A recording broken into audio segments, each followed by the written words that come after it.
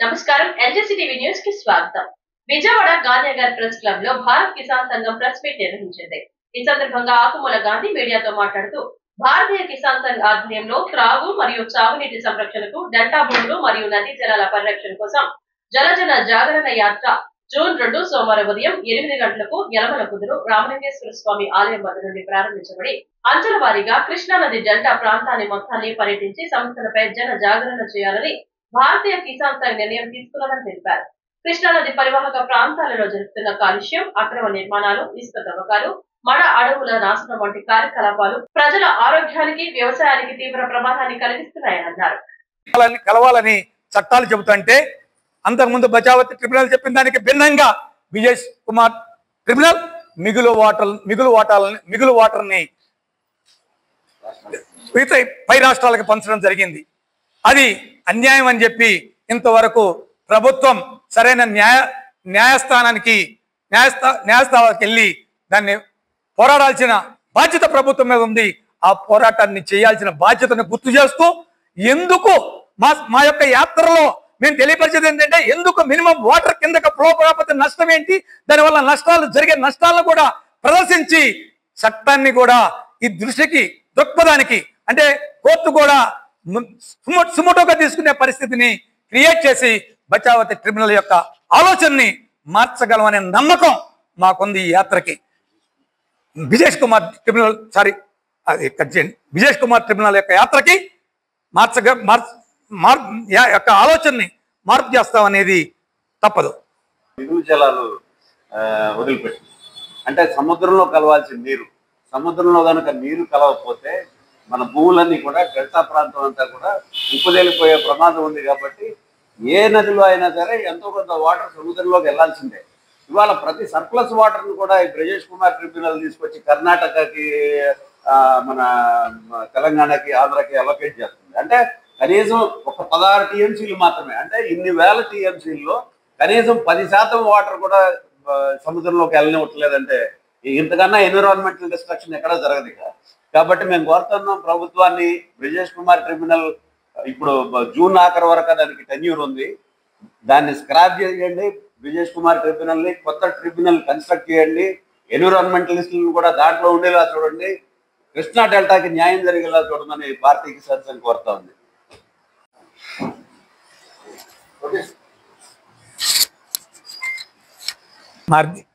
భారతీయ కిసాన్ సంఘ్ రాజకీయేతర రైతు సంస్థ, ఏ రాజకీయ పార్టీలతో సంబంధం లేదు. తర్వాత దానికి వీటి పక్కన కూర్చున్న వారు క్రాంతి కుమార్ రెడ్డి, నా పేరు అనుమూలు గాంధీ, వీరు క్రాంతి కుమార్ రెడ్డి గారు, అట్లాగే భాస్కర్ గారు, అందరం కూడా రాష్ట్ర బాధ్యతలు ఉన్నాయి. ముఖ్యంగా జల ఆయాములు నేను బాధ్యత వహిస్తున్నాను.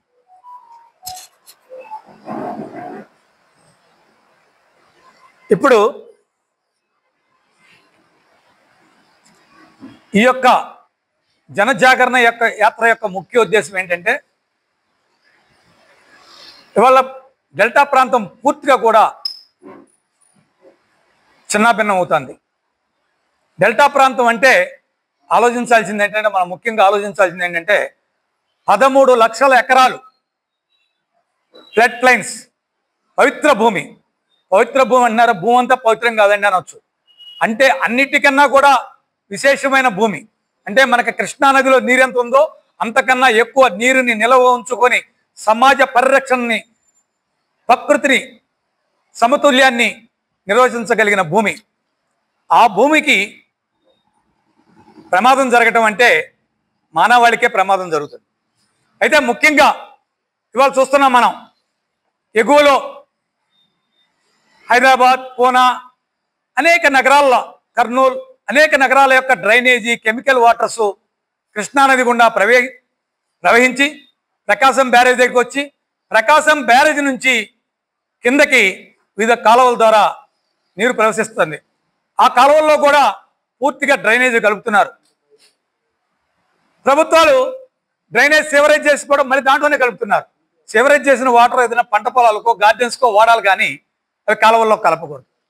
అయితే దీనివల్ల కింద ప్రాంతం మొత్తం కూడా చిన్నభిన్నం అవుతుంది. ఎంత చిన్నభిన్నం అవుతుందో మరి మనం చూసాం. గుంటూరులో నీటి కాలుష్యం వల్ల ఏం జరిగిందో తెలుసు. అలాగే కృష్ణా జిల్లాలో కూడా నీటి కాలుష్యం వల్ల ఏం జరిగిందో తెలుసు. బందర్లో ఈ నీరే, ఈ కాలువల నుంచి వెళ్ళేటటువంటి నీరే మంచినీరుగా తాగుతున్నారు. అట్లాగే మనకి అవనిగడ్డ కానీ కింద దిగువ ప్రాంతాలన్నది కూడా మంచినీటి కాలువలు. ఈ కాలువలో ఒకసారి కానీ పరిశీలించినట్టయితే ఎంత దారుణం అంటే అంత దారుణం. ఈ కట్ల మీద ఉన్నటువంటి మొత్తం హౌసెస్ కానీ ఇవన్నీ కూడా పూర్తిగా లెట్రిన్ పైపులతో సహా పెట్టేయటం. అట్లాగే విజయవాడ సిటీలో ఉన్నటువంటి హాస్పిటల్స్ కానీ అవి కానీ విజయవాడ మురుగు మొత్తం కూడా ఈ కాలువలో వదిలేయటం. దీనివల్ల ఎంత దుర్మార్గం అంటే కరోనాలో కూడా విజయవాడ హాస్పిటల్లో వదిలిన నీరు బందర్లో మంచినీరుగా తాగారు. అక్కడ ఆ ప్యూరిఫై ట్యాంక్స్ ఏదో ఒక 10 రోజులు పనిచేస్తే 10 రోజులు పనిచేయవు. దాని గురించి వెళ్ళి కలెక్టర్ గారికి ఇస్తే ఏదో ఆ 4 రోజులు పనిచేస్తే మళ్ళీ పనిచేయవు. ఇది కంటిన్యూషన్. ఇది ఒక ఎత్తు అయితే ఇప్పుడు మనము వాటర్ శుద్ధి చేసినటువంటి వాటర్ ప్లాంట్ల నుంచి తెచ్చుకుని మనం తాగుతున్నాం. కానీ గేదెలు కానీ ఆవులు కానీ తాగేటటువంటి నీటి కంటెంట్ ఎంత ఉందో చూస్తే మనకు అర్థమవుతుంది. ఈరోజు పాడి గేదెల మీద కానీ ఆవుల మీద కానీ ఈ ఎఫెక్ట్ బాగా పడింది. ఇవి ఎదక రాకపోవటం, ఇవి ఒక రకంగా పాడి యొక్క దీన్ని మొత్తాన్ని కలుషితం చేసేటటువంటి స్థితికి తీసుకెళ్ళిపోయినటువంటి ఈ వాటర్ని మనం ఏ రకంగా గుర్తించాలి? మూడవది ఇక పంటల విషయానికి వచ్చినట్టయితే ఇదివరకు అరకిలో గుడికలు లేకపోతే కిలో గుడికలు వేసేవాళ్ళు ఎకరానికి.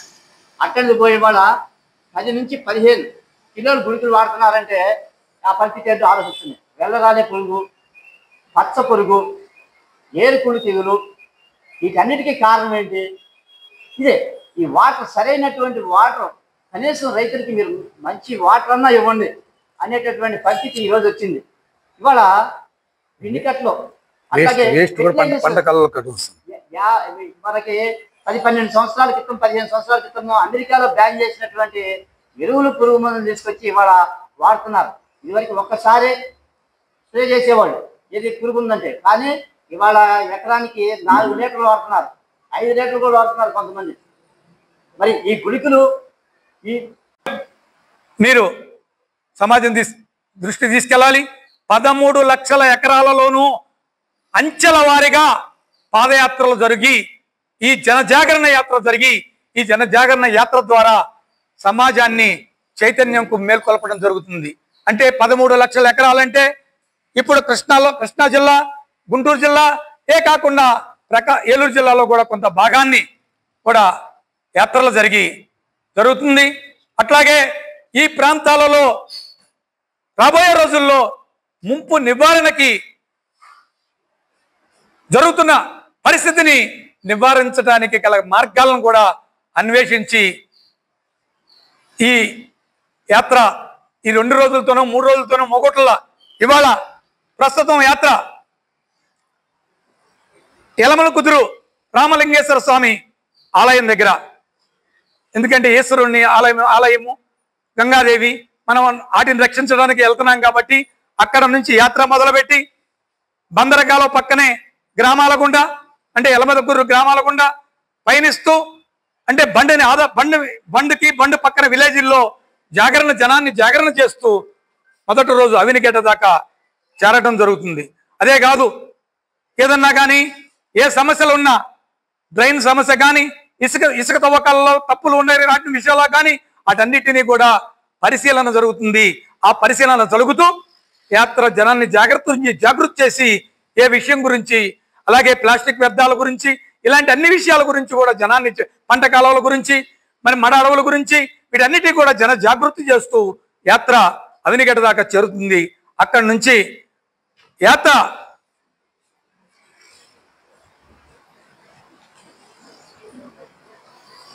అంశాలదేవికి అంటే అవనిగడ్డ నుంచి కోడూరు నుంచి అంశాలదేవి నుంచి బందరు అంటే సముద్ర తీర ప్రాంతాన అంటే బంటుమల్లి కృతివెన్ని దాకా 2వ రోజున ప్రయాణం చేయడం జరుగుతుంది.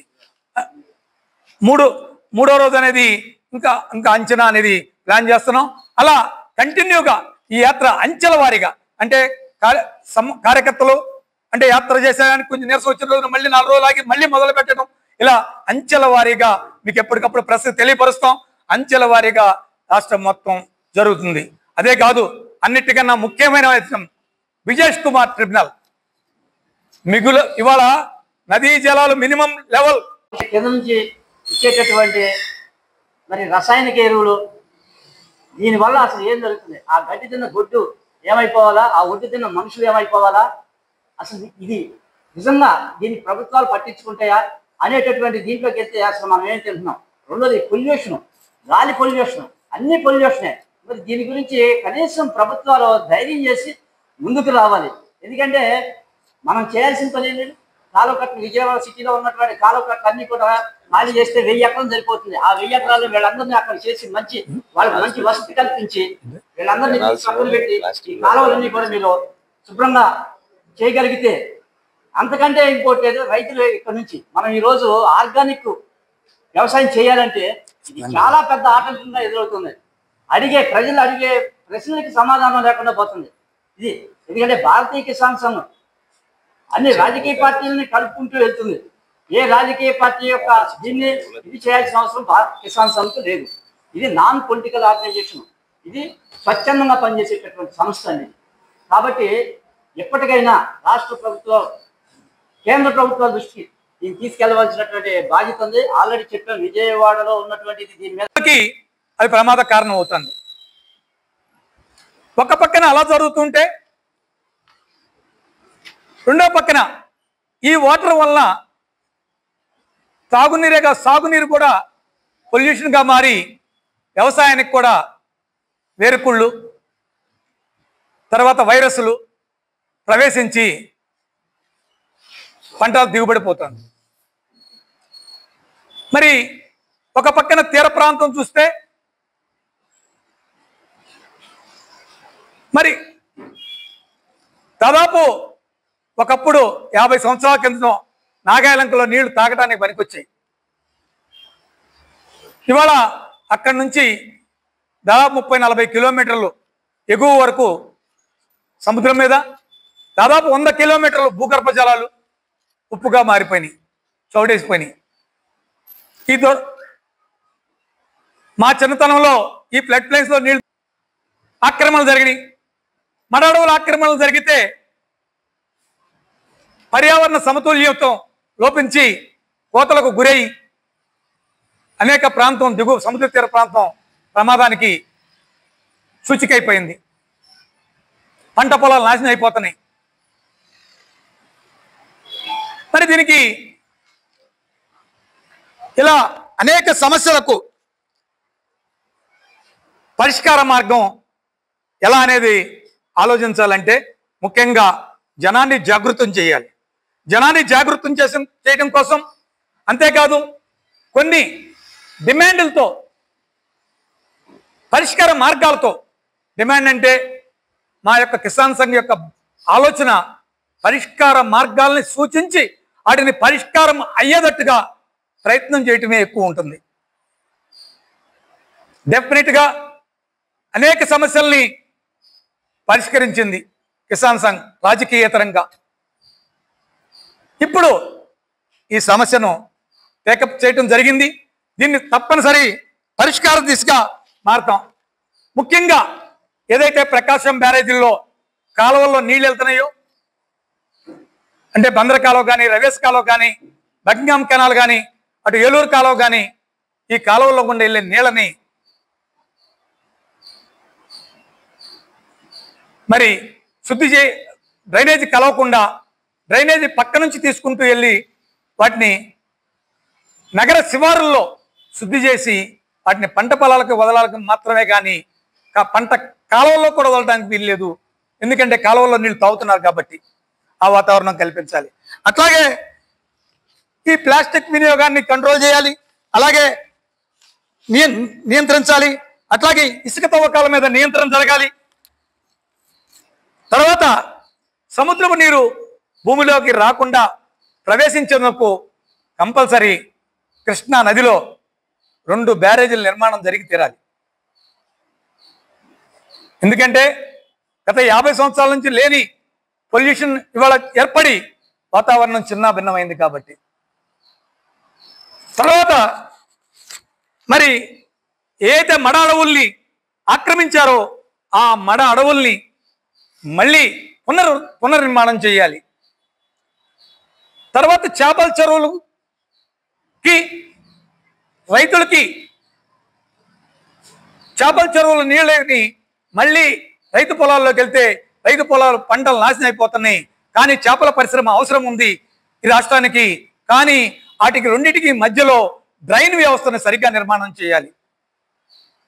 అదే కాదు, పంట కాలువలకు కానీ డ్రైన్లు కానీ లేక మురుగునీరు వచ్చి పంట పొల కాలువల్లో కలిసిపోయి ప్రమాదం జరుగుతుంది. అవన్నీ నిర్మాణం జరగాలి. ఈ నిర్మాణాలన్నిటికీ ఆలోచిస్తూ ఈ డెల్టా 13 లక్షల ఎకరాలలోనూ